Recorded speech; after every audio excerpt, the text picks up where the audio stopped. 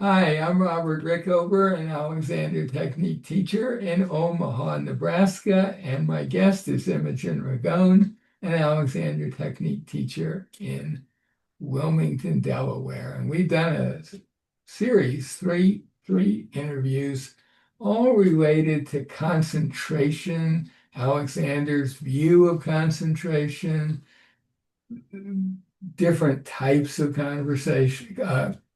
concentration.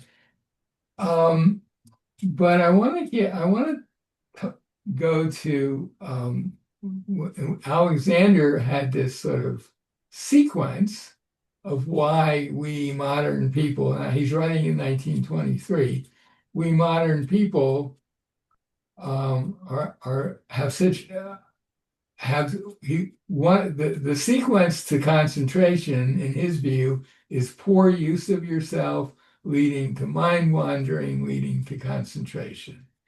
And when he's talking about poor use of himself, he contrasts our use, or the people of 1923's use, to that of, and it's a little embarrassing to say this, but savages and wild animals. So first thing is, His words, yeah, just his making words, that right? extremely clear. Um, and I just have to find Well, it strikes me, I'm just going to jump in. yeah, You could say that civilized people, yeah. we are not as in touch with the natural world. Mhm. And in the natural world, you'll get, you need to have an open attention, right? Because you need to be aware if a predator is coming. But you also, anyway, I'm just thinking. I'm not sure Alexander thought about that. Mhm. All he saw was these savages who did amazing things. And I want to read this again because I think it's pretty amazing. The most that he is his writing in Constructive Conscious Control, his second book. Most of us are aware of the marvelous accuracy in the use of manifested by the wild animal or the savage. I'm going to abbreviate it, or savages. The civilized creature does not manifest anything like the same standard of accuracy or the employment of his body in doing things. In other words, we don't enjoy the standard of effective direction and control uh, as the savage and the wild animal. And it is this lack of adequate standard in the human creature which manifests itself as a shortcoming in their activities. And I've said the sphere of learning and learning how to do something. So he's saying, the our problem is that we have relatively poor use of ourselves. Savages have great use of themselves.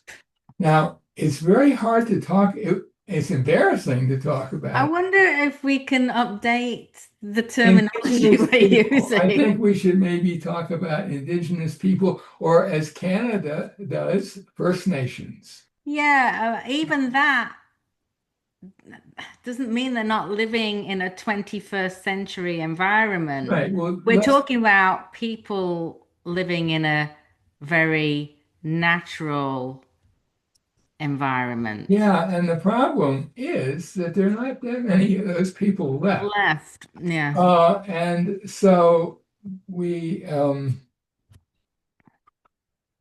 yeah, so anyway, so he's writing Yeah. in So it's 1920. challenging to talk about, but yeah. Well, he's talking in 1923, Yeah. and you might, when I first read that paragraph, the first thought that crossed my mind was it would be interesting to see what these indigenous people have to teach us? I mean, if they're going around doing great things, really, you know, well, and we're not, maybe we could learn something from them. But that's not where Alexander wants to go. Uh, No, he doesn't, he unfortunately. doesn't want to go there.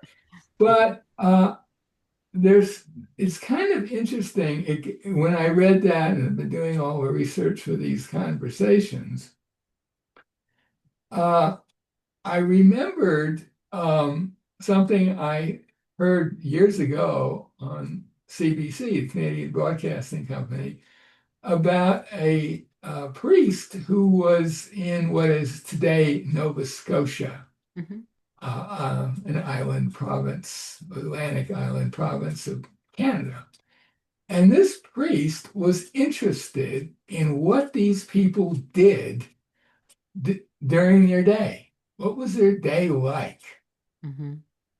And they were Indian.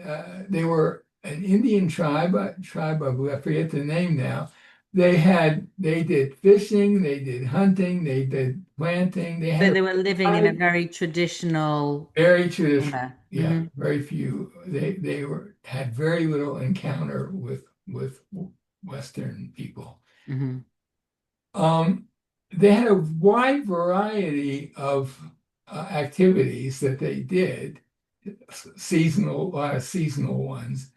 And so their schedules were kind of irregular. But he worked out that they spend on average 15 hours a week doing what they needed to take care of their needs. Sometimes it'd be a lot more, sometimes it'd be a lot less. Hmm.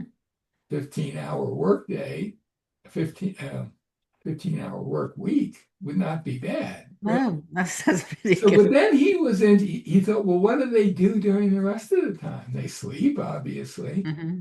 He said what they did mainly was talk to each other, hang out, tell stories, do some smudging exercises, some religious rites, and they weren't bored.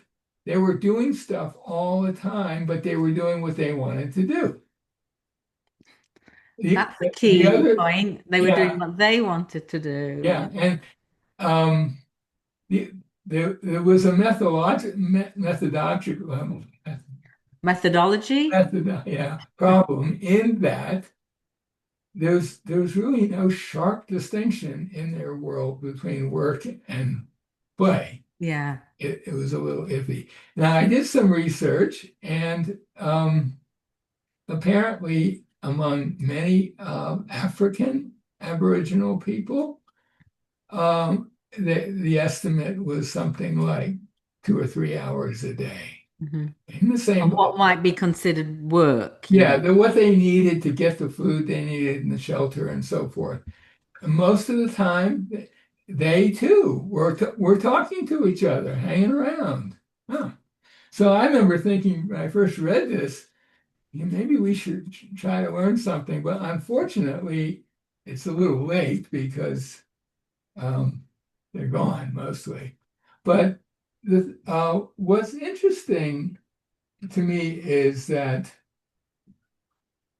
um, he says the reason why we have such poor use of ourselves, again, 1923, is that so much is going on that we can't keep track of it. The demands of life are very complex. And he says, even people 200 years ago, so 1720, Mhm. had much better use of themselves than we do now. It's just gotten. Although how he knew that, I don't quite know. He didn't say. He said he speculated. Just He speculating. speculated on that. Yes. But I was thinking, 1923 was an interesting date because, I mean, talk about upheavals. We had World War One, the worst war ever fought in history until more recently, Hmm. right?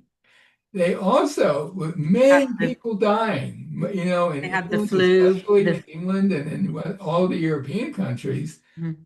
every, everyone knew someone who died. It was And it was immediately followed by the massive flu exactly the pandemic. so-called Yeah. Spanish flu, which Mhm. wiped out millions and millions of people, came out of nowhere. No one was prepared for it, and it had a huge impact on life.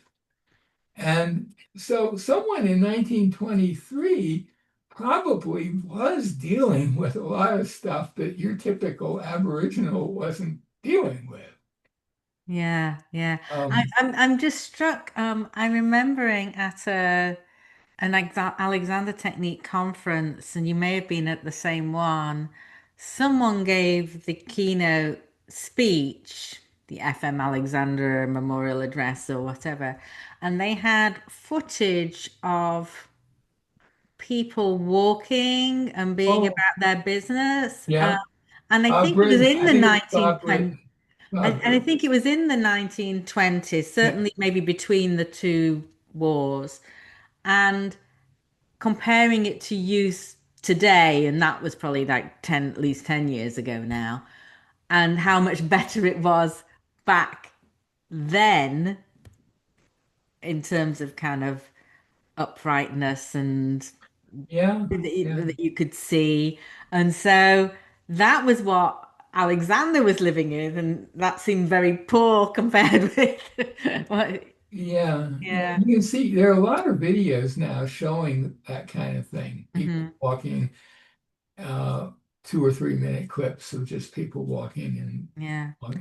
long time ago kind of Yeah. films.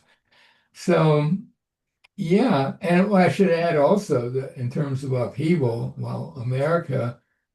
America was hit by the Spanish flu, not so much by the war, although to some extent, The but Great America just Depression. had a civil war, which not just, but like 50 years earlier, it had a civil war, which had giant implications for everybody. So Hmm. there was a lot to adjust to. Now, the thing is, we're talking about the people living in Nova Scotia or the Aboriginal people in Australia, Africa, places like that. Um, Alexander, it's kind of funny because someone on one of the Facebook groups says that Alexander was believed didn't believe in capitalism. I know that sounds weird, but Alexander very much believed in capitalism in this case. He was not at all interested in going back to primitive life. He was not like Rousseau, the Hmm. ideal Hmm. savage Hmm. kind of guy. He believed in progress, even if that progress caused huge dislocations in people's selves, and yeah, so I'd say that's just a little Yes. aside, but he was not a return to nature kind of a guy at all. I, I know He had it's left strange. nature. He left nature in Tasmania and went to the urban world in London and stayed there. He Mhm. didn't want to go back to Australia. Well, he'd had his place in the country, right? Yeah, but that's different. Yeah, but he also The English countryside, are you saying, is a little tamer than Tasmania in the early Tasmania 1900s? was not a great place then at all. Yeah. Yeah. So I just think it's kind of interesting that Yeah, it's this kind of paradox that he admires he the admires youth, them, but but unfortunately for them, it's too they they just aren't there anymore. And of course, he talks about them a lot at the beginning of his first book, Man's Supreme Inheritance. And he said, these people, their day has come and gone, and we're moving on. And it's too bad. Oddly enough, one of the examples that he gives is the Ainu of Japan, who there's pretty good evidence are ancestors of the samurai in Japan. Hmm. I mean, I knew were looked down upon by most Japanese, but the samurai, that's Hmm. so he picked the wrong one, maybe as an example. But anyway, so I just think that's kind of interesting because it fits in with his idea of what's causing our current maladies.